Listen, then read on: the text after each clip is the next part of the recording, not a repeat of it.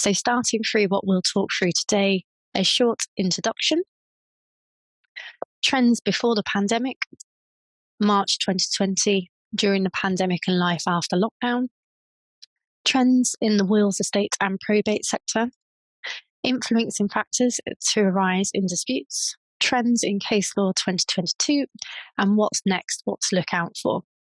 So starting very briefly with the introduction.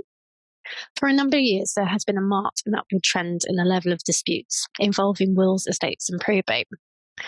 Lockdown due to COVID-19 brought about new challenges, which has led to a further increase in demand in instructions in our sector.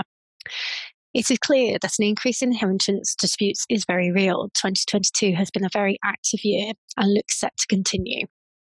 Probate disputes are expected to continue and increase, with the overall market value of the wills, trust and probate sector forecast to increase by 5.2% in 2022 and 4.1% in the next 5 years.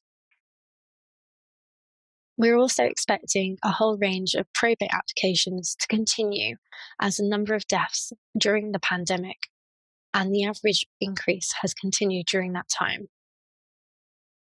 There's also expected to be an increase to the number of charity legacies, with legacies expected to hit over £4 billion this year. This is expected to rise to £4.2 billion by 2026, which is a 26% increase in the average income gained over the 5 years previous.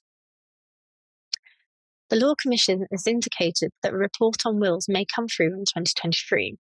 Based on previous experience, any changes in law suggested are unlikely to come into effect until at least 2025, and even then it would be dependent on the government at the time having the necessary legislative time and inclination to put that through. This is expected to look at electronic wills, the capacity to make a will, assisted wills, and undue influence.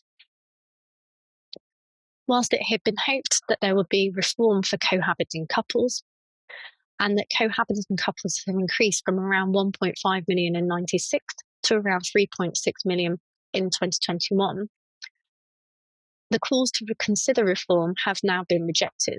The government has indicated that the existing work on the law of marriage and divorce would need to be concluded before changes are considered on the rights of cohabitants.